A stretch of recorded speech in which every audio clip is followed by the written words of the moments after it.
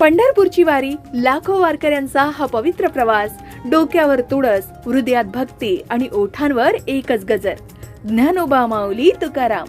पण तुम्ही कधी विचार केलाय का, या महिला डोक्यावर तुळस का घेतात? तुळस डोक्यावर घेऊन चालणं म्हणजे विठ्ठलाच्या भेटीची ओढ. हे श्रद्धेचं पाऊल आहे, जे प्रत्येक पावलगानी त्यांच्या जवळ नेणारं आहे.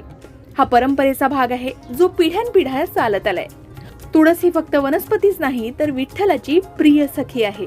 ती पवित्रता, भक्ती आणि समर्पणाचं प्रतीक आहे.